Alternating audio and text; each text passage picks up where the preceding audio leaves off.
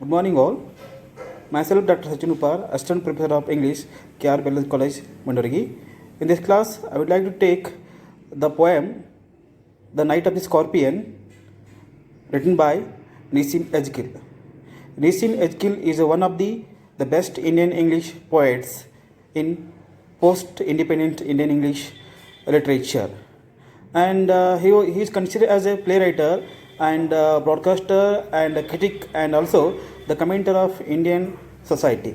So he was born on 24th December 1924, and his father was a botany professor, and his mother was a principal of in her own college, and Nissim Edgkill was influenced by T.S. Eliot and W.B. Yeats and Ezra Pound.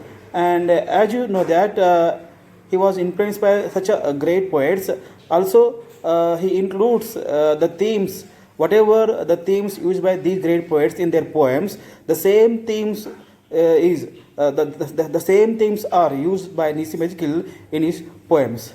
And here, and he was awarded as a Sahitya Academy Award and Padma Shri Award for his literary work, and he was passed away on 9th January 2004. So the poem The Night of the Scorpion, we can analyze this poem into two different ways. The first way, that is the tale of the mother suffering during rain day. One rain day, his mother was bitten by the scorpion, and also it speaks about the reaction occurred by that the poison. That is the first way. The second way, Nissim Edgkill criticizes mother's affection towards their children and her selfless love towards her children.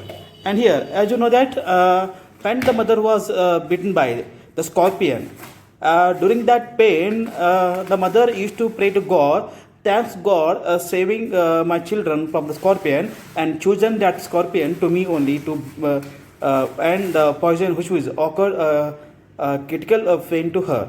And here we can see the Indian richness, I mean the cultural richness and ethos, and how does the Indian used to give respect to God and the superstitious beliefs instead of the modern medical practice. And even that incident, which was recollects the memories of his childhood days, and his childhood days means the poet's childhood days, and just the poet is to what he called the portrays his experience what he had when he was a child. At that time his mother was bitten by the scorpion, and at that time the poet was helpless to do help to his mother.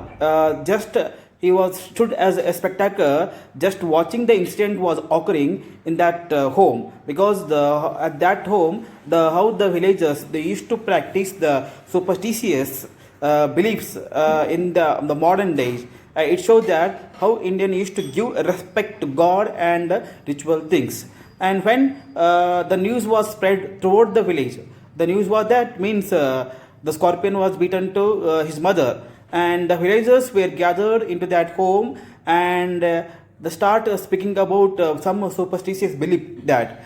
So it was the act of what you call devil. I mean the ghost which was occurred in her life, because it was a sin which was did by her in her previous birth, and that sin which is purifying in this present day, and also it will be continuing to her in future, because suppose that sin was not cured in this present life, it will be continued to her future, and even though it will be effect on her children. So such a superstitious belief believed by those villagers, and the number of villagers are gathered in that house, and just they gather like what you call the worms, just worms, number of worms in the house, and also the start used to pray towards the god to cure her pain, and which is totally give trouble to the poet. And even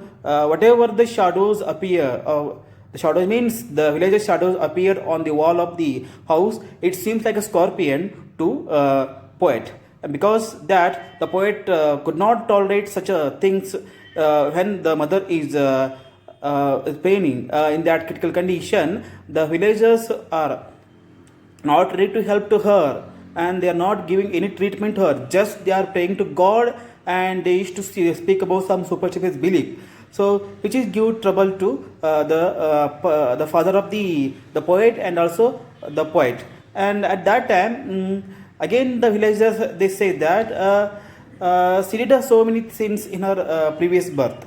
Now the sin which is supposed to be purifying in this present day, and even at that time the mother who is suffering a lot because of the poison, and she is unable to speak, and although the villagers used to make a disturbance in that critical condition, and being a what you call rationalist, I mean the poet father was rationalist, and he could not tolerate such a superstitious beliefs, and went out and he get some medicines and what you called herbs, and he put on those herbs and medicines on the wound, and finally after 20 hours the pain is relieved and the wound relieved, and the mother is cured. And even at that time the villagers called the priest of the village, and that priest came there and he did his ritual things, and he wanted to cure that pain.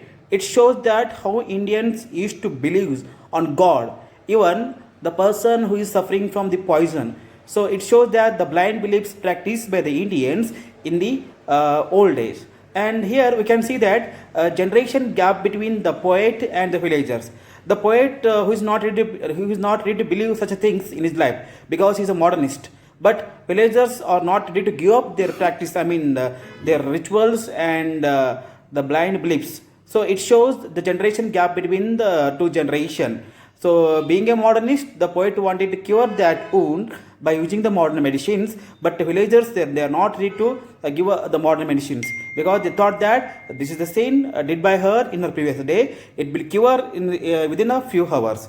So such a bad practice did by the Indians, as the poet criticized in this poem. So here we can see that throughout the poems, in his poems, Nisi magically used to criticize the Indian society. I mean, it may be their languages, it may be how they used to do the practice, I mean the bad practice, I mean how they used to believe the blind beliefs in their life. And also in some extent the poet used to speak about the rich culture of the Indians, how is the rich culture, I mean the mother affection towards the children and the parents affection towards the children, and how the villagers used to gather there to help out that woman. It showed the unity. We can see that also the unity of the villagers. They wanted to help the person, those who are those who is suffering in their life. So here, when the mother is cured at 20 hours, again we can see the mother affection and her selfless love towards her children. After curing, just to pray to God, thanks God is saving me from saving my children from the scorpion, and the scorpion which is chosen me, and I'm very thankful to you by choosing me instead of my children.